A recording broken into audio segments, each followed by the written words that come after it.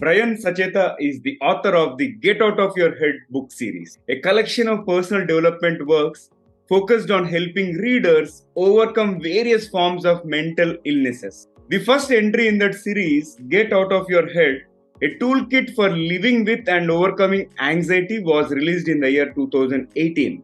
Brian also runs a website and blog of the same name, that is www.getoutofyourhead.com. You'll find the link in the show notes as well. And through his site, he offers written advice and coaching to clients who are looking to make strides in their battles with mental illness. Brian's desire is to help others with anxiety and depression grew out of his own experiences with both afflictions. Throughout his works, he recounts his past struggles with them due to not having the right information at his disposal. That's why he's so passionate about using his skills to influence the lives of others, and he wants to help as many of his followers as possible avoid such a fate. As we prepare to delve into our conversation on the topic at hand, dealing with anxiety, depression, and mental illness, here's an exciting twist. First, let us tickle his brain. So, Brian, get ready for a rapid fire round of random words. I'll mention a few, and I would love to hear the first thing that comes to your mind in response without thinking much. Are you ready for it? Let's do it. Okay, here comes my first word. Curiosity. Killed the cat. Invention. Light bulb. Future. Flying cars. A book. Harry Potter. Movie. Toy Story. Food. Hummus. Place. Portugal. Name. Brian. Animal. Cheetah. And the last one is the world. Oceans. Okay, great. And that's an interesting set of responses there. And Brian, thank you so much for participating in the first rapid fire round so sportively. Really appreciate it. And folks, welcome to the Guiding Voice podcast series, where we embark on transformative conversations for a better future. I'm your host, Naveen Samala, dedicated to making the world a better place through valuable discussions that add value not only to your life, but also to your career. Thank you so much for tuning in. And Brian, hearty welcome to the Guiding Voice. Thank you so much for being part of our journey.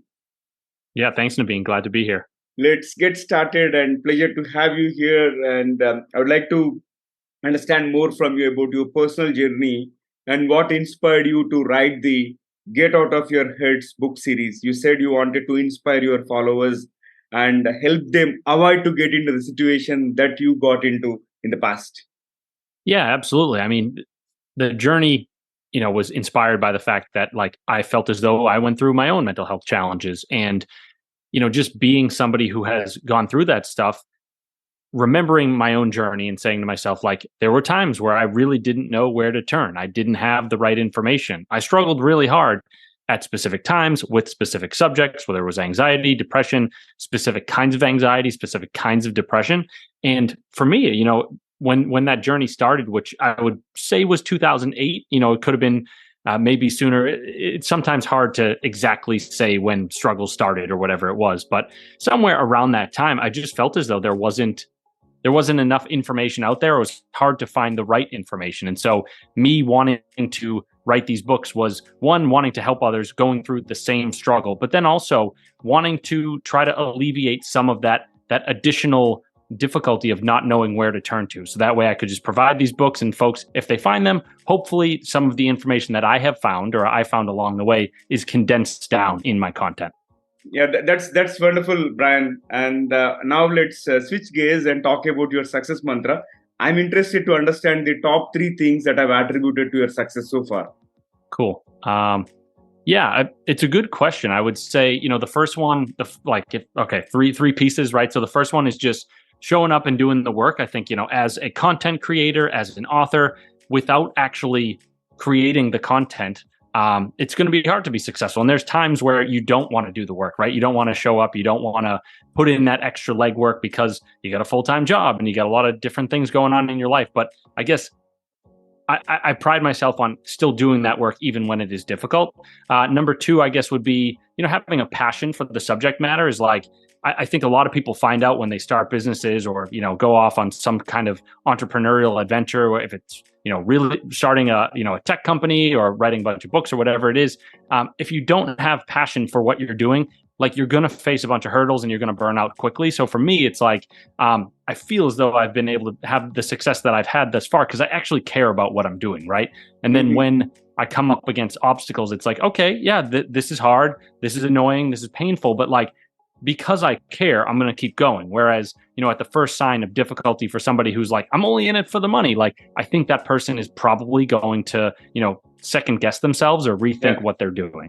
Number 3, I would say, is just kind of related to that one, is like persisting through difficulties, right? So there's been challenges on the journey. Like, I was kicked off of Amazon for a small amount of time where like I couldn't sell any books and I had to, really go and hound them. And it was, it was a mistake on their side. They had said to me, but like, I couldn't get through to anybody. And I was like, my business relies on having my books on Amazon. And right now they've been taken off the website. So like, I have to go hunt them down and figure out how to get them back up. And so again, when you come across these issues that like really, make you question what the heck you're doing, if you don't have that passion, you're probably going to give up. But for me, it's like, it's a very passion-filled journey. So it was like, I am willing to, stand and keep working in the face of these difficulties. And that's not only allowed me to keep going, but I think that has attributed, I can attribute some of my small success to that.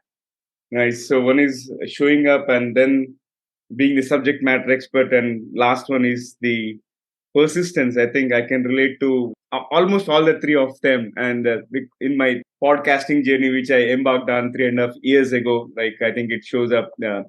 And now let's talk about your first book, Get Out of Your Head, a toolkit for living with and overcoming anxiety. And it was released in 2018.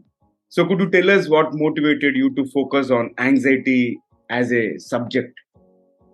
Yeah, kind of like we talked about a couple of minutes ago. It was really just, me reflecting on my personal battles and journey, and getting serious with myself or honest with myself and saying like, I have struggled really hard with this subject, right? And over the course of time, so I would say, I started writing that book in 2016, I think it was 2016, 2017.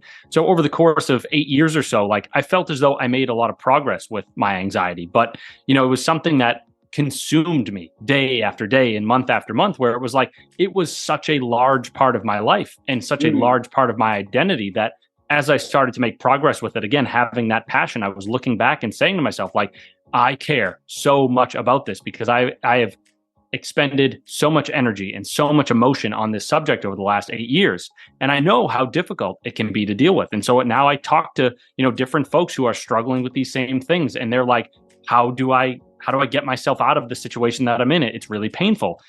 So it was really all of those things, right? My own experience, the pain I went through of my own, the pain that I connected to in others, just seeing all of that and the frustration of myself and other people not knowing where to turn and being like, what content should I read and listen to and all that. So it was really just personal history and a lot of emotion behind it. Yeah.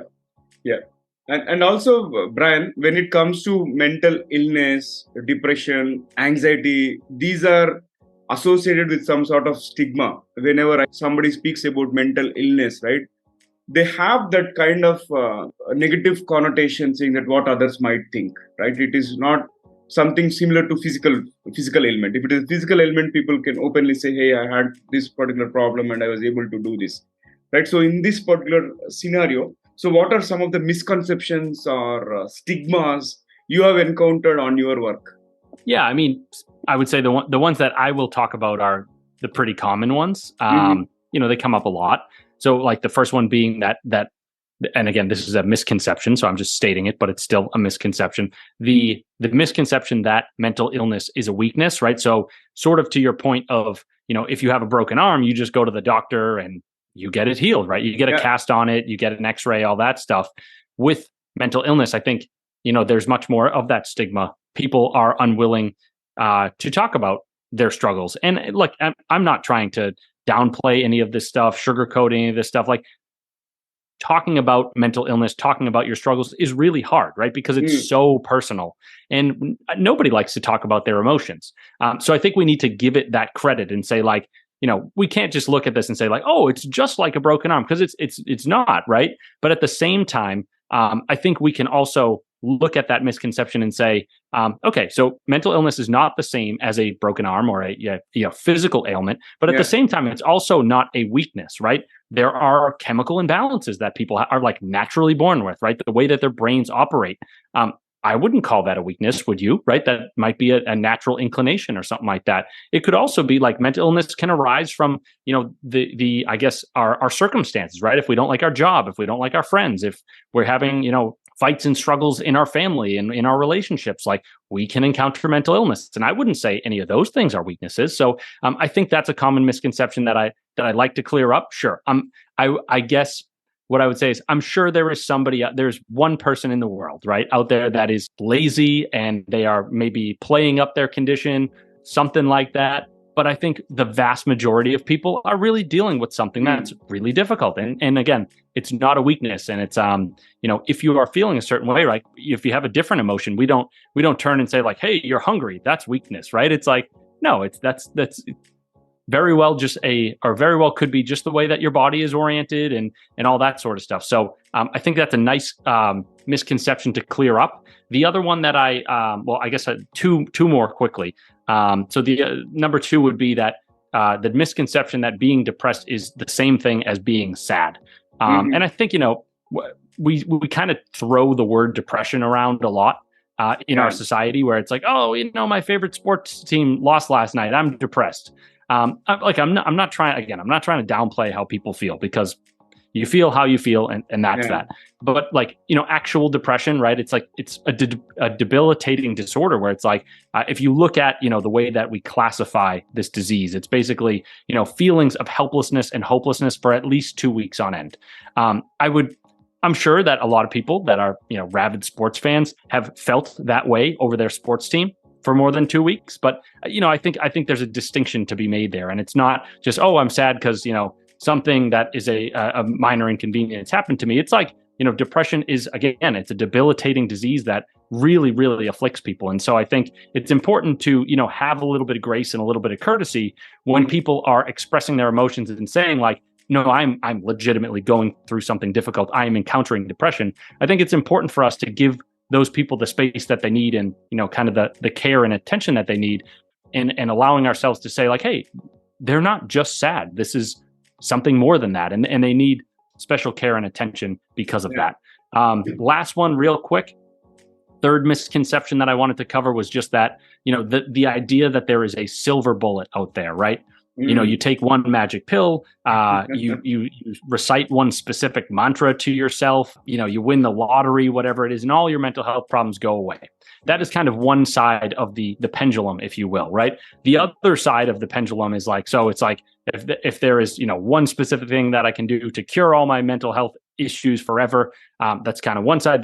The other side is basically, looking at it really negatively and saying, oh, there's nothing that you can ever do to cure your mental illness or whatever it is. And that's a misconception as well. I think the truth is somewhere in the middle, right? Where it's like, in reality, a combination of different things is what's going to get you or me or anyone else out of the predicament that they're facing, right? So it's like, I talk about the notion of a mental health toolkit that, you see that name or that term in the subtitle of my first book. And why I like to use that concept is because I think it applies well in being able to say like, Naveen, you have to go out and look at different strategies, test them out, try them out, see which ones work for you and which ones don't. And then you take the ones that work for you and you put them into that toolkit, right? And then when you're not feeling like yourself, when you're feeling anxious, when you're feeling depressed, you pull those tools out and you say, I know that these ones have worked for me in the past. Those toolkits are going to be different for everyone, right? I may say to myself, I like using a mantra, and I like, saying like ridiculous things to myself to like shift my mindset and all that. Other people might not like that idea as much. So, again, going back to the misconception of saying like, the idea that there is, one silver bullet out there that's going to cure your anxiety or depression forever. Sure. Has that happened in the past? Yes. Is that what we should all expect? No. At the same time, I'm not bringing that misconception to the table to make us feel hopeless, to make us feel like nothing can, resolve our predicaments. And so again, the truth lies somewhere in the middle, that we got to go out and we got to cultivate a bunch of different strategies that work for us. And then we got to use those when we are not feeling so well. Nice. And yeah, I could relate to many of these things during my previous conversations also, like how these things evolve. And also, you have very well explained and narrated all the misconceptions. And yeah, with that, let's move to my next question and more around the resources or strategies that you would like to recommend for individuals that are seeking accurate information and support. I think your book has the toolkit, and you said you mentioned a lot of strategies are there, right? So before reading your book, is there anything else that they have to go through, or do you think your book is the first place to begin? Well, I think it's a good place to begin, right? And in some ways, I wouldn't have written it if I didn't think I was capable of providing that to the reader. Right. At the same time, like there's a lot of information out there. So my approach is I want to do something of like a curation for readers, right? I want to make it a little less formidable for them. Like I don't want them to necessarily have to go out and be like, well, which podcast do I listen to, and which books do I buy, and like who do I listen to, and that. It's like, if you're just looking for a place to get started, again, I understand that this is kind of a shameless self-promotion.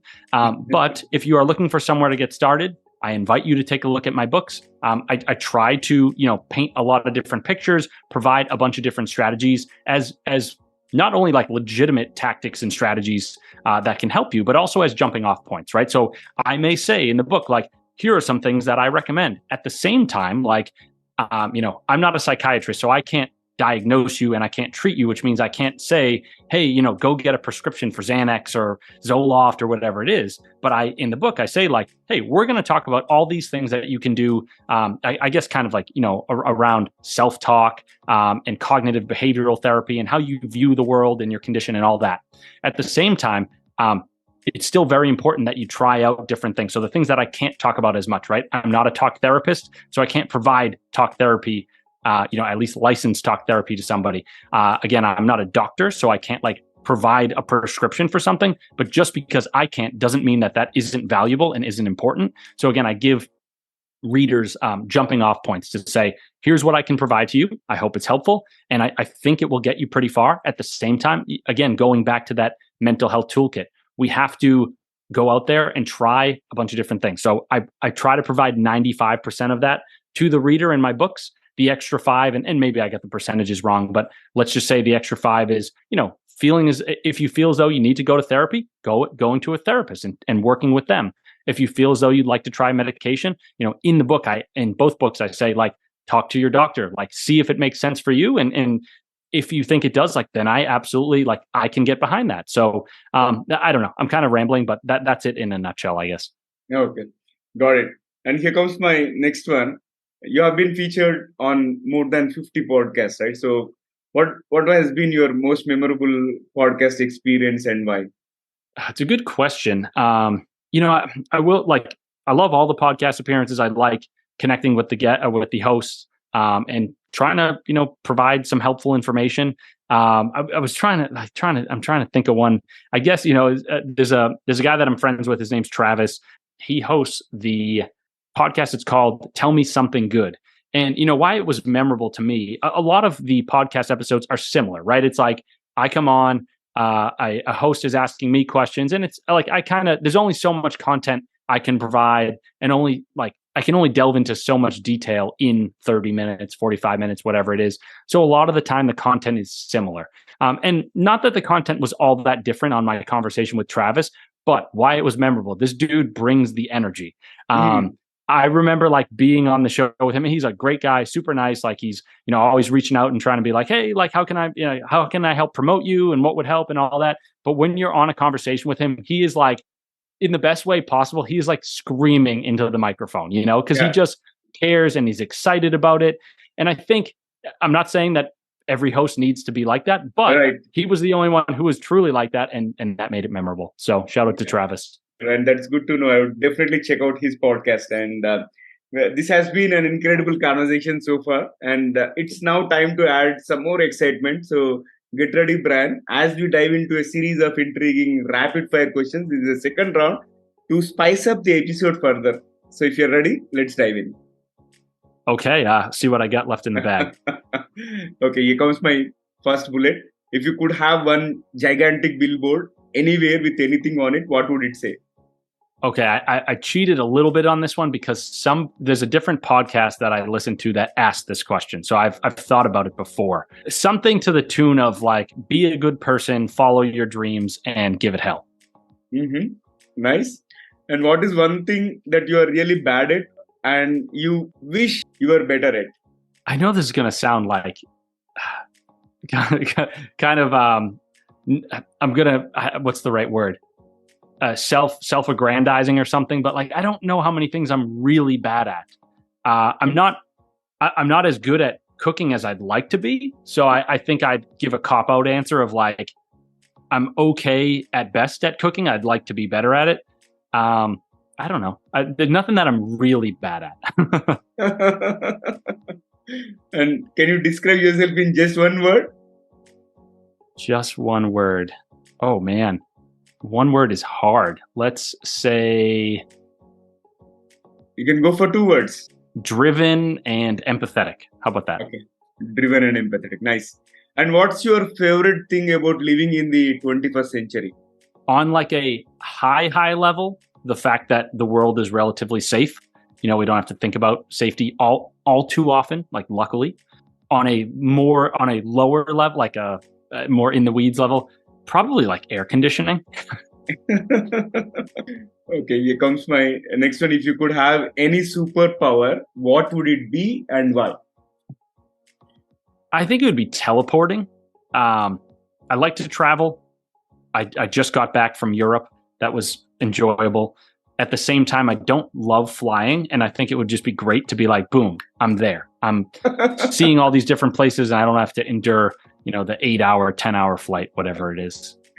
Yeah, that's a dream of almost 90% of guests here. Wow. Teleportation. Funny. Yeah, here comes the last bullet. What is one electronic gadget or a fantasy gadget that you'd like to see or invent yourself? Something that like I don't even know how to describe it properly, but something that produces smells or scents kind of on demand. So if you were like, oh, like bring me back to my childhood bedroom, for when I was 6, like what did that smell like? Bring me back to, that Gatorade flavor that went out of style or whatever. That would be cool to like be able to smell those things on demand. Yeah, that's very creative. And yeah, probably, I think there is a lot of research happening. We might see some sort of development in the next few years because those are the ones. And also taste, smell and taste are the things that are at the forefront. So that's a fantastic rapid fire. And with that, let's flip back to the mainstream. And as someone who is really passionate about influencing the lives of others positively, what message or advice would you like to share with our listeners who may be struggling with mental health challenges? Some quick tip. Yeah, for sure.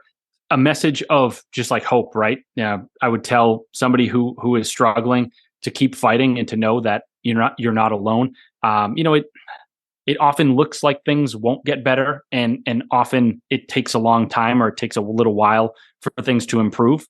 But they often, if not almost always do. And so I would just say like trust in that, and then also like do all you can within your power, right? I know that it's very difficult when you're not in the right state of mind, but do what's in your power to make that happen, to bring about the change, to get yourself unstuck, so to speak. But yeah, I mean, it's so hard, it's hard to address the question because when I think about folks who are struggling, like all I can really say is like, my heart goes out to you, and I hope it gets better, and I think it will. Nice. I think focus on things that we can control and something not, which is beyond our locus of control. Wonderful. And Brian, this has been fabulous conversation. And before I let you go, how has been your experience being hosted on the Guiding Voice platform? It was cool. Would you like me to improve? It was cool. I mean, you kept me on my toes, right? A lot of different questions, rapid fire, all that, and I think that makes it interesting because there's so many questions that in one flavor or another I have answered before, but and I have those answers somewhere in my mind. But the rapid fire stuff, that's where you kind of really see who the person is because can't prepare for those ones as easily. All right, and thank you so much for participating in those both the rapid fire rounds so sportively, and also thank you very much for joining me today and by taking your valuable time and also sharing your knowledge and wisdom with our community as well. And would love to host you again in future. Thank you once again. Awesome. Thanks for having me, Naveen. It was a pleasure. All right. So that was our episode with Brian Sachetta.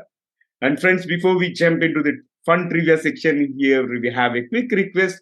If you haven't already, please subscribe to our podcast from wherever you have tuned in from, because subscribing keeps you updated on new episodes. And also, if you have enjoyed this episode, please share with at least 3 of your friends or colleagues who would also like the guiding voice. So please spread the knowledge and help others grow like you, because your support means a lot and it helps us create more content for you and our growing community. And let's learn together on this journey. Now, let's hop into the trivia segment. So today we had wonderful conversation about mental anxiety, mental illnesses, and also depression. I thought I would extend a few facts related to depression, adding different dimension to what Brian has already shared. So first one is about depression and creativity. Some renowned artists, writers, and musicians have struggled with depression.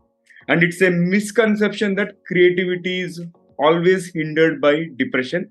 But in some cases, it has fueled their creative works, right? So, which means depression may be good at times. And here comes my next fact: depression in children. Depression is not just limited to adults. Children and even infants can experience depression, and it is often characterized by symptoms like irritability, withdrawal, and changes in eating and sleeping habits. And third one is about historical misconceptions. In the past, depression was often misunderstood or misdiagnosed. It was sometimes referred to as melancholia and believed to be caused by an imbalance of bodily fluids. So that's all from the depression perspective from my end.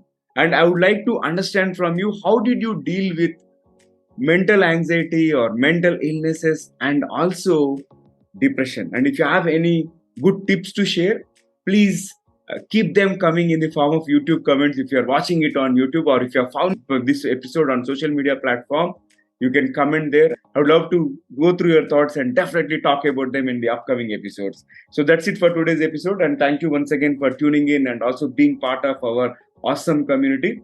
And we would love to hear from you. Please do not hesitate to share your ideas and feedback through our social media, or you can also email us at theguidingvoiceforyou@gmail.com. And let's create the content that resonates with you. I'm your host, Naveen Samala, a lifelong learner, and my goal is to have impactful conversations that improve not only your life but also to your career. So, friends, stay connected as we journey together. And until next time, take care, stay inspired. Remember, the future holds great things because the best is yet to come. So, goodbye for now. See you all in the next episode with another wonderful guest.